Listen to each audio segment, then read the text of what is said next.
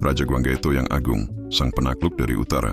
Pada suatu malam yang tenang di tahun 374, di dalam istana kerajaan Goguryeo yang menjulang di dataran tinggi, terdengarlah tangisan bayi lelaki yang baru lahir ke dunia.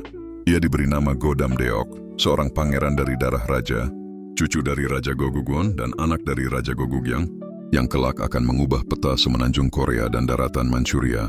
Namun malam itu, tak seorang pun tahu bahwa bayi kecil ini akan menjadi legenda yang namanya menggema di seluruh Asia Timur. Masa kecil Damdeok. Damdeok tumbuh dalam lingkungan istana yang penuh ketegangan dan waspada. Goguryeo, meski kuat, dikelilingi musuh-musuh yang menunggu kesempatan untuk menyerang, baik Je di barat daya, Silla di tenggara, dan Xianbei serta Khitan di utara. Sejak kecil, ia belajar strategi perang, filsafat, dan seni bela diri. Ia tidak seperti anak-anak lain. Ketika teman-teman sebayanya bermain, Damdeok justru duduk berjam-jam di perpustakaan istana, mempelajari gulungan tua tentang dinasti Han dan strategi militer Sun Tzu. Pada usia 15 tahun, ia sudah menunjukkan kecerdasan luar biasa dan keberanian yang membuat para jenderal tertua merasa malu. Ia mengalahkan lawannya dalam latihan pedang hanya dengan 2 gerakan. Ia mampu menyusun rencana pengepungan yang lebih baik dari penasihat istana. Dan ketika ayahnya mangkat pada tahun 391, Damdeok dinobatkan sebagai Raja Goguryeo. Ia baru berusia 17 tahun. Kebangkitan sang raja. Saat dinobatkan, Damdeok mengambil gelar Gwanggaeto, sang penakluk wilayah luas. Ia tahu bahwa gelar itu bukan hiasan. Itu adalah janji kepada rakyatnya. Goguryeo tidak akan bertahan dengan bertahan. Goguryeo harus menyerang, memperluas, dan menguasai takdirnya. Tahun-tahun awal pemerintahannya langsung ditandai dengan perang. Pertama, ia menundukkan Khitan dan suku Xianbei di utara, mengamankan perbatasan dan membuka jalan untuk ekspansi ke Manchuria. Ia tidak hanya menyerang, ia membangun benteng, memperkuat garnisun, dan membuat rakyat setempat tunduk tidak dengan rasa takut, melainkan dengan perlindungan. Setelah itu, Gwanggaeto memalingkan pandangan ke arah barat daya, ke Baekje, musuh bebuyutan Goguryeo. Pada tahun 392, ia memimpin invasi ke wilayah Baekje, merebut ibu kota Wiresong. Dalam serangan kilat yang legendaris, pasukannya menghancurkan pasukan Baekje dan menawan ribuan tentara musuh. Raja Baekje melarikan diri ke selatan, dan Gwanggaeto menempatkan raja baru yang setia kepada Goguryeo. Dengan ini Baekje menjadi negara vasal, penaklukan dan ekspansi. Gwanggaeto tidak berhenti. Dalam waktu 20 tahun, ia memimpin kampanye militer ke wilayah Manchuria, mendesak bangsa-bangsa nomaden ke arah barat dan utara. Ia menundukkan wilayah yang kini mencakup Korea Utara, sebagian besar Manchuria, dan bahkan wilayah di Mongolia Dalam.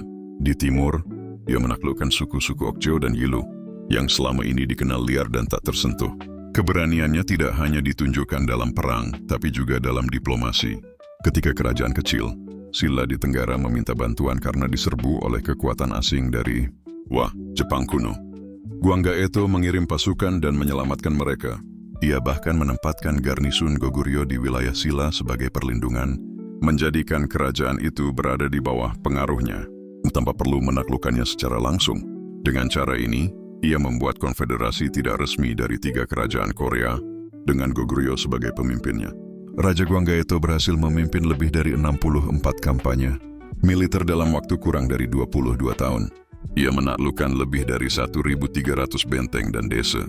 Wilayah Goguryeo menjadi lebih luas dari sebelumnya dalam sejarah.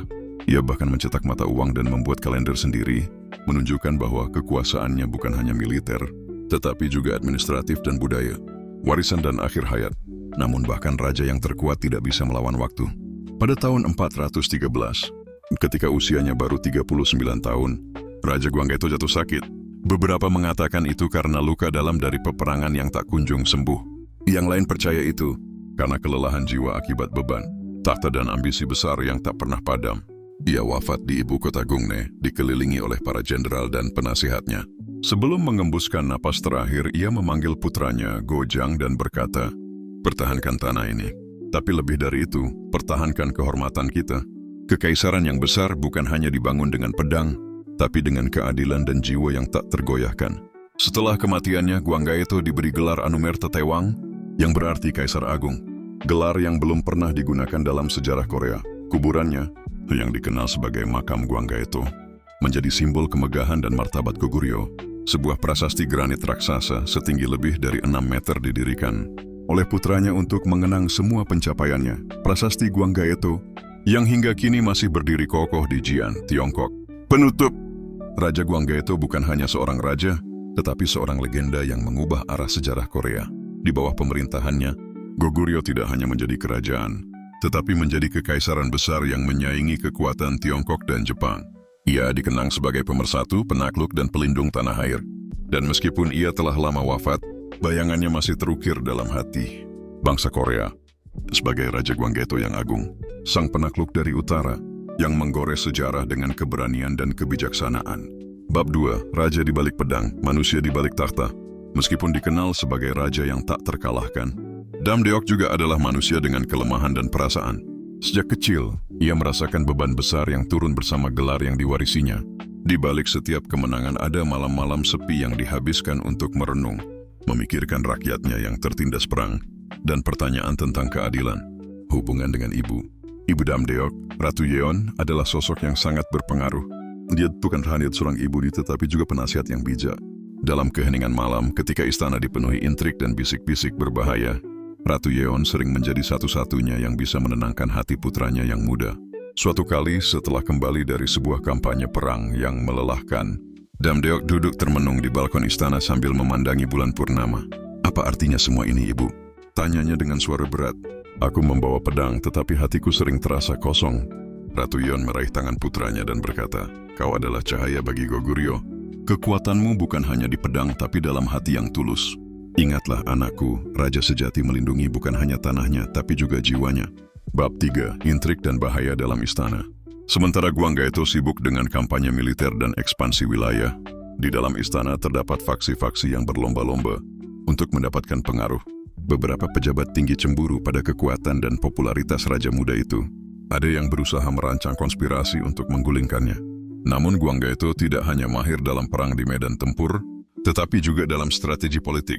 Ia menempatkan orang-orang terpercaya di posisi kunci dan mematahkan intrik sebelum sempat berkembang.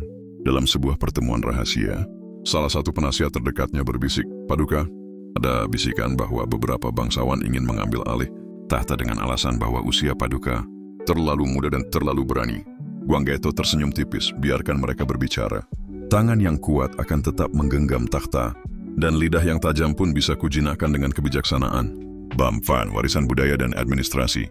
Selain keberhasilannya dalam militer, Guanggaeto juga dikenal karena upayanya memperkuat pemerintahan dan budaya Goguryeo.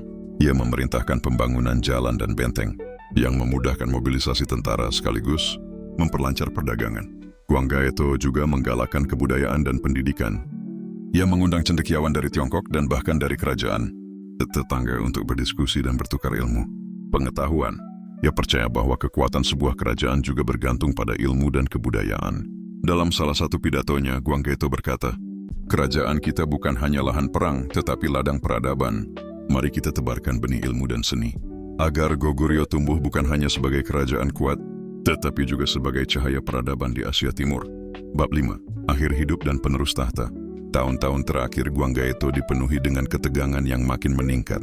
Meskipun pasukannya kuat, musuh-musuh mulai bersekutu untuk menentangnya. Namun raja yang perkasa ini tidak gentar. Bahkan dalam kondisi kesehatan yang menurun, semangatnya tetap menyala. Putranya Gojang, yang sejak kecil dilatih dengan disiplin keras oleh ayahnya, telah siap meneruskan tongkat estafet. Pada saat-saat terakhir, Guanggaeto menatap wajah putranya dengan bangga dan penuh harapan. "Kau adalah masa depan Goguryeo," katanya lirih. "Jagalah kerajaan ini seperti aku menjaga pedang ini, dengan keberanian dan kasih sayang." Ketika sang raja menghembuskan napas terakhirnya, istana diselimuti kesedihan. Namun rakyat Goguryeo tahu bahwa semangat Guanggaeto tidak akan pernah mati. Namanya telah menjadi legenda, sebuah mercusuar kekuatan dan kejayaan. Epilog legenda yang hidup. Setelah wafatnya Guanggaeto, Goguryeo terus berkembang dan menjadi salah satu kerajaan terkuat di Asia Timur selama beberapa dekade. Prasasti Guanggaeto menjadi bukti abadi dari kejayaannya, dan kisah hidupnya menginspirasi generasi penerus untuk selalu berani bermimpi dan berjuang demi tanah air. Legenda Raja Guanggaeto bukan hanya soal peperangan dan kemenangan, tetapi tentang bagaimana seorang raja muda mampu mengubah nasib bangsanya dengan keberanian, kebijaksanaan, dan cinta. Ketika angin dari utara membeku dan langit menggelap oleh awan perang, biarkan hatimu tetap terang, karena dalam keberanian seorang prajurit, kerajaan menemukan cahayanya. Kemenangan sejati bukanlah ketika musuh bertekuk lutut, tapi ketika rakyat mengangkat wajah mereka dengan bangga dan berkata, "Itulah rajaku." Seorang pemimpin sejati tidak hanya menaklukkan wilayah musuh, tapi juga menaklukkan keraguan dalam hatinya dan menyalakan harapan dalam jiwa rakyatnya. Pedangku bukan alat untuk menaklukkan tanah, melainkan janji kepada rakyatku bahwa selama aku hidup, tidak satu pun dari mereka akan tidur dalam ketakutan. Seluas langit memayungi bumi, sebesar itu pula tanggung jawab seorang raja. Bukan untuk memerintah dengan ketakutan, tapi untuk melindungi dengan cinta dan keadilan. Aku tidak menginginkan nama yang harum setelah mati, tapi tanah yang aman bagi cucuku, dan langit yang damai bagi rakyatku. Kerajaan tidak dibangun hanya oleh dinding dan benteng, tapi oleh doa ibu-ibu, peluh para petani, dan darah para pahlawan yang rela tak dikenal.